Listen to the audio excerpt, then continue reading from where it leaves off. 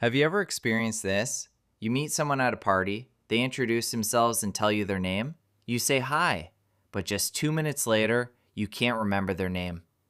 What's even stranger is that you might meet the same person twice.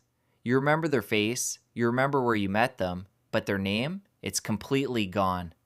Does this mean you have a bad memory? Or is there actually some science behind it? In this video, let's find out the real reasons. First of all, you're not alone. Psychologists call this the Baker-Baker paradox. In a famous experiment, researchers showed the same photo of a man to two different groups. The first group was told, this man's name is Baker. The second group was told, this man is a baker, his job is baking bread. Later, both groups were asked what they remembered. The results were surprising. The people who heard baker as a profession remembered it much more easily. But the people who heard baker as a name were much more likely to forget it. Why? Because the profession baker automatically connects to things like bread, an oven, flour, and a white apron. But the name baker doesn't automatically connect to anything meaningful. And that's where the science begins.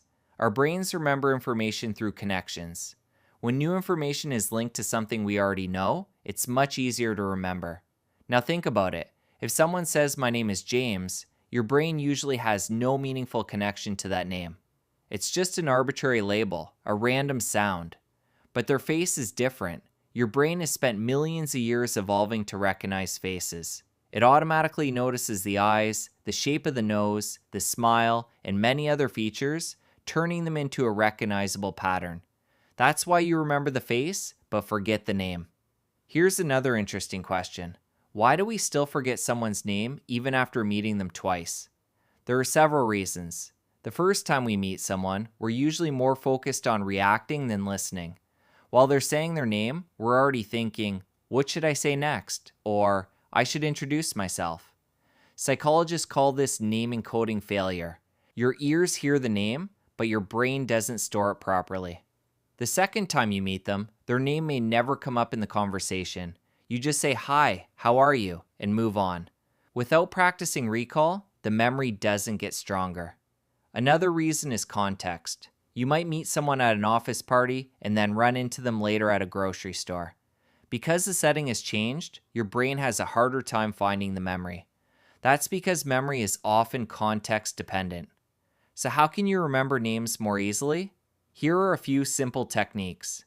First, use the person's name immediately. As soon as they introduce themselves, say something like, nice to meet you, John. This forces your brain to actively recall the name instead of just hearing it. Second, connect the name to an image or something meaningful. For example, if someone's name is John Cena, you might instantly picture professional wrestling. Creating a simple mental image gives your brain a meaningful connection. This is basically the solution to the Baker-Baker paradox, turning a meaningless label into something meaningful. Third, repeat the person's name during the conversation. Use their name naturally 2 or 3 times while talking. Repetition helps move the information from your short-term memory into your long-term memory. So if you forget someone's name, it doesn't mean you have a bad memory. It's simply the way the human brain works. Names often feel like meaningless labels, so they're naturally harder to remember. But now that you know these simple techniques, remembering names the next time you meet someone will be much easier. Have you ever had this happen to you? Let us know in the comments. If you enjoyed this video, don't forget to like, subscribe, and turn on the notification bell so you never miss our next video.